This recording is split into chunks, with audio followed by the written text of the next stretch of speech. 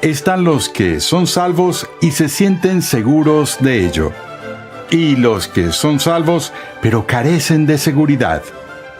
Por otro lado, están los que no son salvos pero creen que lo son, y los que no son salvos y saben que no lo son. Pasemos de nuevo al aula de clases a escuchar al Dr. R.C. Sproul mientras explica cómo discernir en qué grupo estás y cómo saber con certeza que tu salvación está segura sin ser engañado. Vamos a continuar con nuestro estudio del tema de la seguridad de la salvación. Y en nuestras dos primeras sesiones vimos la controversia que hay en varios campos de la teología sobre la posibilidad misma de tener seguridad de salvación. En nuestra sesión anterior vimos el llamado bíblico a buscar esa seguridad de salvación, y ahora quiero ver algunos de los problemas que encontramos cuando somos diligentes en nuestra búsqueda de la seguridad de salvación. Cuando trato este tema, con frecuencia menciono que hay 4 tipos de personas en el mundo. Sé que eso nos diferencia de la división estándar de personas que el mundo tiene, donde normalmente decimos que hay 2 tipos de personas en el mundo, y esos 2 tipos de personas son aquellos que dividen el mundo en 2 tipos de personas y aquellos que no lo hacen. O como dice James Kennedy, hay 3 tipos de personas en el mundo: los que pueden contar y los que no pueden. Pero ahora vamos a ver los 4 tipos de personas que debemos diferenciar en términos de este tema de la seguridad de salvación. Y empecemos con el primer tipo de persona, y esa es la persona que no es salva y que lo sabe. Recuerdo que una vez compartí el evangelio con un hombre en Cincinnati y le hice las preguntas de diagnóstico del método de evangelismo explosivo. Y empecé con la primera pregunta: ¿has llegado al punto en tu vida espiritual donde sabes con certeza que cuando mueras irás al cielo? Este hombre no se inmutó, me miró directamente a los ojos y dijo: oh no, dijo, estoy seguro de que no. Él dijo: estoy seguro de que me voy al infierno. Me sorprendió mucho esa respuesta, porque nunca antes había conocido una persona que estuviera tan segura de que su destino realmente era el infierno mismo. Pero este hombre lo estaba. Este hombre estaba viviendo una vida sin Dios y sabía que estaba viviendo una vida sin Dios y conocía las consecuencias de vivir una vida impía. Lo que de nuevo confirma lo que el apóstol Pablo nos dice en el primer capítulo de Romanos. Al final de ese capítulo, después de dar una lista de todos los diversos pecados y vicios que la humanidad caída practica, él llega a la conclusión. Él dijo: pero nosotros, como personas caídas, no solo hacemos estas cosas, sino que alentamos a otros a hacerlas, sabiendo que aquellos que hacen tales cosas son dignos de muerte. Lo que Pablo está diciendo allí es que en la revelación natural de Dios, no solo en la Biblia, uno no tiene que estar expuesto a la predicación bíblica para ser consciente de eso, sino que cuando Dios escribe su ley en los corazones de las personas, implanta en la mente humana su palabra por medio de la conciencia. Las personas en el fondo saben que son culpables de su comportamiento y saben que están fuera de comunión con su Creador. Así que hay muchas más personas en el mundo que conocen su condición de estar perdidos que las que a menudo reconocemos, porque en la superficie la mayoría de las personas negarán que están expuestas a la ira de Dios, o incluso pueden negar la existencia de Dios. Pero como dice la Biblia, los impíos huyen sin que nadie los persiga, y que los impíos tiemblan ante el sonido de una hoja. De modo que hay debajo de la superficie, detrás de la fachada de la humanidad caída natural, una conciencia de que están en serios problemas ante Dios. Es por eso que tenemos el fenómeno que hemos llamado la conversión de madriguera. donde las personas en los últimos días de su vida, si saben que están muriendo, de repente se ponen sobrias, llaman al sacerdote o llaman al ministro para estar preparados y obtener su seguro de vida eterna. Conocen la historia de William Fields, que estaba en su lecho de muerte y para asombro de todos los que lo conocían, uno de los amigos lo encontró en su lecho de muerte, hojeando la Biblia. Y su amigo dijo: William, ¿qué estás haciendo? Él dijo: buscando escapatorias.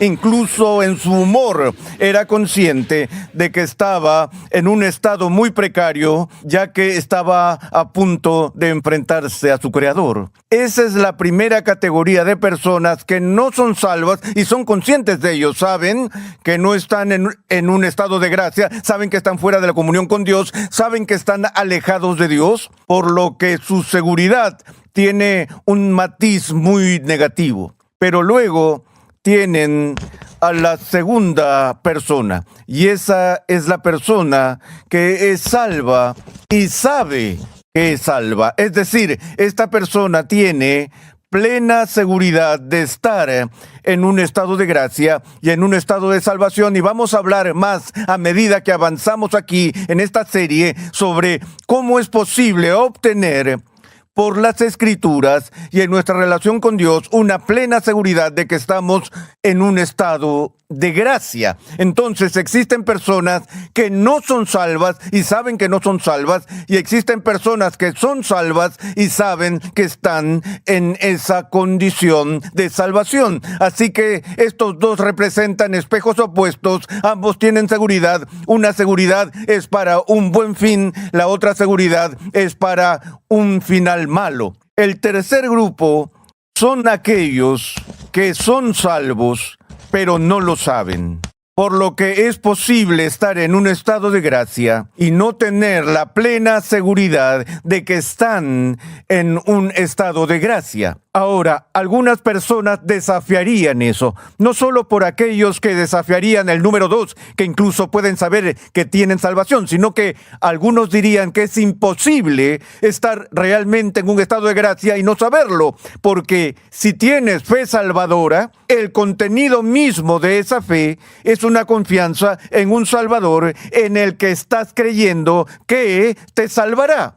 Entonces, si tienen fe, pero no tienen la fe de que Él te está salvando, entonces la pregunta es, ¿realmente tienes fe? Otra forma de verlo es, algunas personas dicen, bueno, creo que me he convertido, pero no estoy seguro. Nos encontramos con gente así todo el tiempo, y parte de ese problema tiene que ver con una especie de postura popular subcultural de la religión. Y oímos hablar de Billy Graham, por ejemplo, quien puede decirte el día y la hora en que se convirtió al cristianismo. Señala su conversión después de haber estado jugando béisbol y fue a una reunión evangelística después del juego, y el evangelista itinerante Mordecai Ham estaba predicando. Billy Graham pasó adelante y tuvo una conversión repentina que cambió su vida por completo. Puedo contar el mismo tipo de historia en mi vida. Sé exactamente el momento en que conocí a Cristo. Puedo decirles la fecha y la hora, exactamente dónde estaba y cómo sucedió. Luego tienen otras personas que no pueden decirles el año o dentro de los 5 años cuando se convirtieron al cristianismo. Ruth Graham, por ejemplo, la esposa de Billy, no sabe cuándo se convirtió al cristianismo. Tenemos un problema en la iglesia porque tenemos la tendencia a proyectar nuestras propias experiencias personales y tratar de hacerlas normativas para todos los demás. De modo que las personas que han tenido una conversión dramática repentina en el camino a Damasco, en la que pueden nombrar el día y la hora, a veces sospechan de las personas que no han tenido ese tipo de experiencia y dudan, ya que si no pueden señalar el día y la hora, piensan que quizás en realidad no son cristianas. Al mismo tiempo, hay quienes no pueden señalar el día y la hora y que dudan de aquellos que predican que sí saben el día y la hora. El punto es que en ninguna parte de las Escrituras dice que tenemos que saber el momento exacto de nuestra conversión. Aquí es donde la trama se complica y se vuelve un poco problemática. Nadie es medio regenerado o semi regenerado. O naces del Espíritu de Dios o no. Y la regeneración, que es esa obra de Dios por la cual somos transformados del reino de las tinieblas al reino de la luz, es una conversión real, y la regeneración ocurre inmediatamente por el poder de Dios, por la obra del Espíritu Santo. Sucede instantáneamente. Y estás en ese estado o no estás en ese estado. Una vez más, no hay un proceso de regeneración, es instantáneo. Bueno, si ese es el caso, entonces eso levantaría sospechas sobre las personas que no pueden decirte el día y la hora. No. Tenemos que distinguir entre una conversión y una experiencia de conversión. Y tenemos que reconocer que no todo el mundo es instantáneamente consciente del momento en que el Espíritu de Dios ha hecho su obra sobrenatural dentro del alma. Es por eso que es muy peligroso cuando creamos categorías por las cuales sospechamos de personas que no se ajustan a nuestra experiencia. De hecho, por mucho que hable de mi experiencia de conversión, puedo decirles con certeza el día y la hora de mi experiencia de conversión. Pero esa experiencia puede que no corresponda realmente a la obra de Dios en mi alma. Dios, el Espíritu Santo, puede haberme regenerado una semana antes de eso, un mes antes de eso, 5 años antes de eso, antes de que experimentara la realidad de lo que había sucedido internamente. Incluso mi seguridad de salvación en ese tiempo particular de conversión solo se aplica a mi experiencia de conversión, no al hecho en sí, porque de nuevo, podemos engañarnos a nosotros mismos en términos de nuestra experiencia. Y nuestra experiencia puede ser una de las cosas más engañosas que podamos encontrar en nuestra vida cristiana. Una de las cosas más peligrosas que puedes hacer como cristiano es determinar tu teología por tu experiencia. Porque tu experiencia y mi experiencia, ninguna de ellas es normativa para la vida cristiana. Tenemos que determinar nuestra teología a partir de la palabra de Dios, no de lo que sentimos. Y no solo eso, estamos expuestos a malentender y malinterpretar el sentido y el significado de las experiencias por las que pasamos. Es por eso que estamos llamados a ir y verificar nuestras experiencias con la Escritura, con la palabra de Dios, para que definamos nuestra fe por lo que dice la Escritura, no por lo que sentimos o por lo que hemos experimentado. Esa es una advertencia de la que debemos estar conscientes al trabajar en todo este asunto de la seguridad de salvación. Porque si descansamos nuestra seguridad en una experiencia y no en la palabra de Dios, estamos pidiendo todo tipo de dudas y problemas para atacarnos en nuestra peregrinación. De nuevo, las personas tienen la experiencia de sentir sensaciones cálidas en su espíritu, en su alma, y dicen, bueno, sentí algo esa noche y por lo tanto soy un convertido. Podría haber sido indigestión y no lo sabemos. Otra vez, cuando vemos este asunto de ser salvos y no sabemos que somos salvos, tenemos que observar las formas en que podemos ser engañados, las formas en que podemos ser confundidos, para que busquemos el conocimiento auténtico de nuestra seguridad y no solo una experiencia difusa.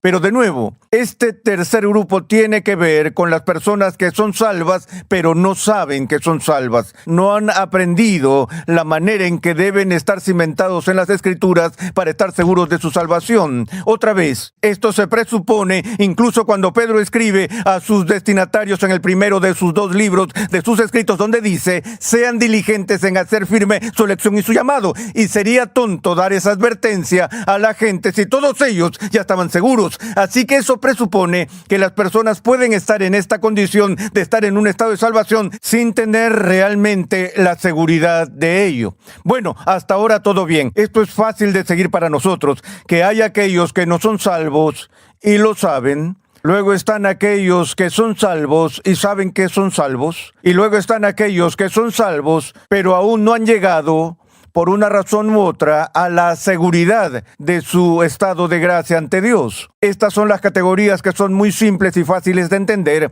Es la cuarta la que complica mucho todo el asunto de la seguridad de la salvación. Hay aquellos que no son salvos pero creen que son salvos. La cuarta categoría, personas que no están en un estado de gracia, pero que piensan que están en un estado de gracia. No son salvos, pero están seguros de que son salvos. Vamos a pasar cierto tiempo tratando de entender a ese grupo en particular y ver por qué es que la gente puede tener una falsa sensación de seguridad, porque es igual de importante para nosotros poder entender la falsificación si vamos a ser capaces de reconocer lo auténtico. Creo que es una formación estándar de los cajeros de banco poder aprender las características básicas del dinero falso para que puedan reconocerlo cuando lo vean, y cuanto más estudian la papeleta falsa, más tienen la capacidad de saber cuáles son las señales del verdadero. En ese sentido, la iglesia ha sido asistida históricamente por falsas doctrinas, por herejías, no porque las herejías sean buenas o porque la falsa doctrina sea buena, sino porque lo que sucede en la historia de la iglesia es que cada vez que surge una herejía seria y la iglesia tiene que abordarla, obliga a la iglesia a examinar la verdad con mucho más cuidado. No tendríamos una Biblia que leer hoy, muy probablemente, si no fuera por el hereje Marción. Él fue el primero en producir una copia del Nuevo Testamento, pero era una versión editada del Nuevo Testamento. No sentía nada más que hostilidad hacia el Dios del Antiguo Testamento, así que cada referencia a Yahvé del Antiguo Testamento en el registro del Nuevo Testamento fue eliminada por Marción. Y se deshizo de gran parte del material del Evangelio y muchas de las epístolas y demás. Presentó, en realidad, una Biblia falsa que obligó a la iglesia a decir, espera un minuto, establezcamos las pautas sobre lo que debe incluirse en el canon de las Escrituras y lo que no. Y si no hubiera sido por el ímpetu de ese hereje, no creo que la iglesia hubiera llegado a eso. Pero lo mismo sucede en el siglo IV con el hereje Arrio, que niega la deidad de Cristo. Saben que no es como si la iglesia no creyera en la deidad de Cristo hasta el siglo IV, hasta el concilio de Nicea y la redacción del credo niceno. No es así. La iglesia había confesado la deidad de Cristo desde el principio, pero había ambigüedad allí. Y la definición clara de la deidad de Cristo y de la Trinidad no llegó hasta que la herejía forzó la definición. Así que, de nuevo, comprender la falsificación puede ayudarnos a obtener una mejor comprensión de lo auténtico. Hace unos años hicimos un tour de la Reforma y seguimos los pasos de Martín Lutero. Pasamos por todos los lugares en lo que había sido Europa del Este, Alemania Oriental, donde el ministerio de Lutero se llevó a cabo. Estuvimos en Erfurt, en Wittenberg, en Worms y lugares como esos, Nuremberg, y tuvimos esta mujer que estaba con nosotros, que era graciosa. Ella era realmente un personaje. Un día visitamos un sitio en el autobús y luego estábamos libres para almorzar solos, por lo que los grupos de personas del tour fueron en diferentes direcciones en la ciudad y nos dieron instrucciones de a qué hora regresar y dónde reunirnos para reagruparnos para el tour. Bueno, salimos y almorzamos, paseamos por la ciudad, almorzamos, salimos del restaurante y dijimos, ¿y ahora qué camino tomamos? ¿Cómo volvemos al autobús? Esta señora dijo, yo sé. Así que va al frente de la fila y empieza a caminar por esta ciudad y todos la estamos siguiendo y estamos vagando por todo el lugar. Empecé a preocuparme un poco y dije, disculpe María, le dije, ¿estás segura de que vamos por el camino correcto? Y ella dijo, sí, estoy segura. Me sentí tranquilo. Y ella dio un par de pasos más y luego se dio vuelta y dijo, por supuesto siempre estoy segura, pero rara vez tengo razón.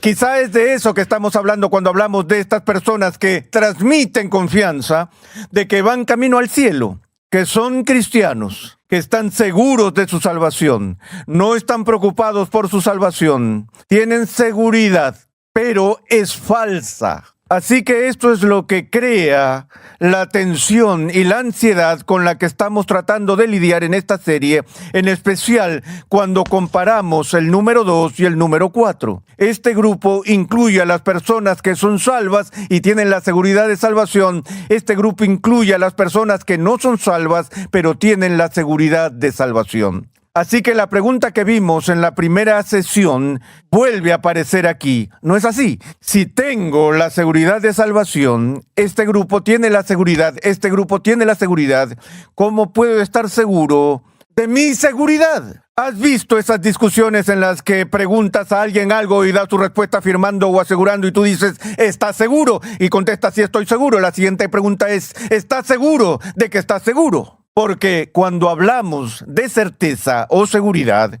no estamos hablando tan solo de categorías filosóficas de certeza, sino que realmente estamos describiendo en cierto sentido nuestro estado emocional con respecto a varios asuntos o afirmaciones. La tendencia de los seres humanos cuando se trata de asegurar afirmaciones de verdad es que hay un amplio espectro sobre el cual opera nuestra seguridad. Por ejemplo, alguien podría decirte a ti, ¿crees que Dios existe? Hay muchas maneras de responder esa pregunta. Podrías decir, no, no creo.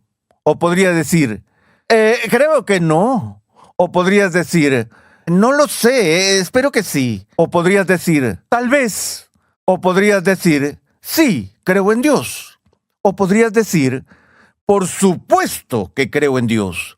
Cada una de esas respuestas describe un nivel diferente de intensidad de confianza que acompaña a una proposición o afirmación.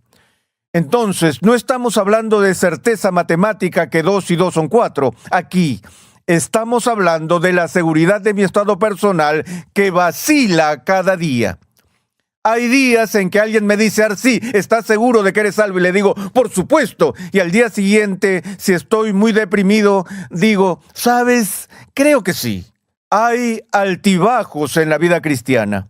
Y por lo tanto, lo que tenemos que entender es dónde podemos encontrar un fundamento para la fortaleza de la seguridad por la cual podemos decir, sé en quién he creído y estoy convencido, estoy completamente convencido de que Él es capaz de guardar mi depósito hasta aquel día. Entonces, el gran problema aquí es discernir entre la falsa seguridad y la verdadera seguridad que trataremos en nuestra próxima sesión.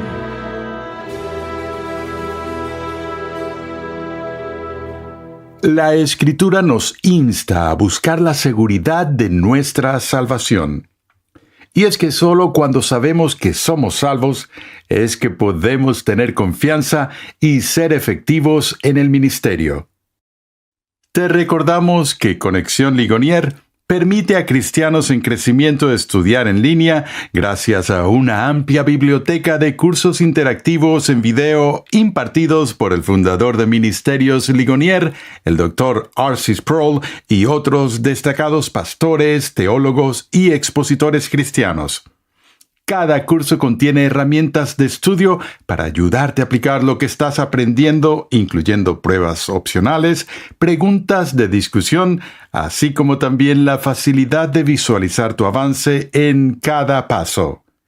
Tienes la flexibilidad de tomar todos los cursos que quieras, cuando y donde quieras, y al ritmo que más te convenga. Para más información, visita Conexión Ligonier.